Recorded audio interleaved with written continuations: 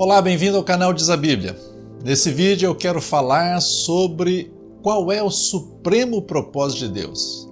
Em outras palavras, o que é mais importante para Deus. Fique comigo.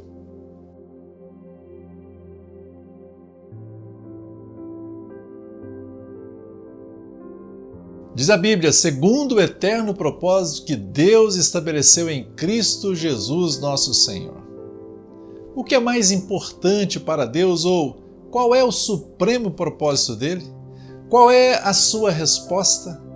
Acredito que se essa pergunta fosse feita numa roda de amigos que creem em Deus, teríamos as mais variadas respostas. Talvez algo como o que é o mais importante para Deus é salvar almas, ou o mais importante é a nossa santificação, ou destronar Satanás, ou ainda que Deus quer ter muitos filhos semelhantes a Jesus nessa terra, uma grande família. Essas são respostas boas e há muitas outras boas respostas. Mas de acordo com a Bíblia, nenhuma dessas respostas é o supremo propósito de Deus. Na verdade, elas estão incluídas nesse supremo propósito.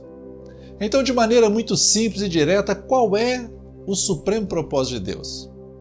Diz a Bíblia, Deus nos revelou o mistério da sua vontade segundo o seu propósito, que Ele apresentou em Cristo, de fazer convergir nele, na dispensação da plenitude dos tempos, todas as coisas, tanto as do céu quanto as da terra.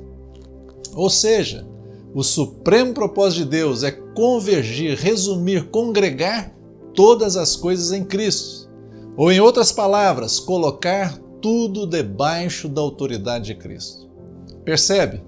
O centro do coração de Deus é o seu Filho Jesus Cristo. Como diz a Bíblia, a respeito do Filho de Deus, todas as coisas foram feitas por Ele, sem Ele nada do que foi feito se fez. Ou, porque dele e por meio dele, para Ele são todas as coisas. Ou ainda, tudo foi criado por meio dele e para Ele.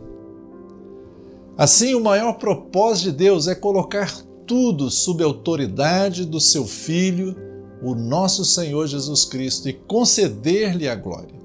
Este é o supremo propósito de Deus. Tudo está conectado a isto, inclusive você e eu. O mais importante para Deus não foi nos salvar. Ele nos salvou sim, mas com o principal objetivo de incluir-nos neste propósito. Deus planejou isto na eternidade, antes mesmo da fundação do mundo. E então Deus criou o universo, e nesse universo Deus também criou os anjos. Mas um arcanjo rebelou-se contra a vontade de Deus, Lúcifer. A palavra de Deus diz que Lúcifer intentou colocar o seu trono acima do trono de Deus. Na sua queda, a terça parte dos anjos o acompanhou. Isto, por sua vez, criou um caos no universo. A terra tornou-se disforme e vazia. Havia trevas por causa desse caos e por causa dessa queda de Satanás. Mas Deus começa a restaurar tudo, como está descrito no primeiro capítulo de Gênesis. Deus criara o homem, mas sabemos da história. Logo em seguida, o homem pecou e caiu. E agora, o que Deus faria? Nada disso pegou Deus de surpresa. Houve a queda do homem, mas Deus já tinha a provisão para isso. A provisão era a cruz, a fim de que tudo fosse colocado de volta na posição que Ele tinha estabelecido em Cristo. Na realidade, lá na eternidade, diz a Bíblia que antes mesmo de Deus fazer o mundo, até mesmo o sangue de Jesus já era conhecido. Nada poderá frustrar o projeto dele, nada frustrará os desígnios de Deus, ainda que todo o universo se rebele contra ele. Ainda que Satanás e seus anjos levantem-se contra esse eterno propósito de Deus, Deus o cumprirá cabalmente. O que Deus quer para seu Filho? Em Gênesis temos uma figura que nos ajuda a entender o que Deus deseja. Deus criou o homem e em um dado momento o colocou para dormir, e do seu lado, da sua costela, formou uma companheira que lhe fosse idônea. Quando Adão acordou e viu, ele disse: osso dos meus ossos, carne da minha carne. Esta será chamada mulher, porque de mim foi tirada. Esta é uma figura terrena para entendermos o que é celestial. Deus, no seu propósito eterno, desejou dar uma noiva para o seu filho. Vejam que coisa maravilhosa! Deus estabeleceu que o seu filho teria uma companheira e que ele seria o cabeça de todas as coisas juntamente com ela. O Senhor Jesus, na plenitude dos tempos, veio, diz a Bíblia, o Verbo, se referindo a Jesus, se fez carne e habitou entre nós, cheio de graça e de verdade, e se entregou ali na cruz. Como ocorrera com Adão, o Pai colocou o Filho para dormir na cruz, mas quando ele ressurgiu dos mortos, deparou-se com a companheira, a igreja, a sua noiva. Deixe-me fazer um parênteses aqui. Quando falamos igreja, não se trata das denominações como católica, batista, metodista, milhares por aí.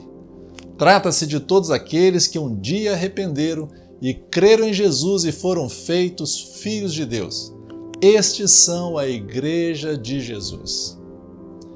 Quando chegamos ao final do livro de Apocalipse, vemos o propósito eterno de Deus sendo cumprido. Quando a noiva de Cristo se une a Ele, está escrito: alegremo-nos, exultemo-nos e demos-lhe a glória, porque chegou a hora das bodas do Cordeiro, de Cristo, e a noiva dele já se preparou.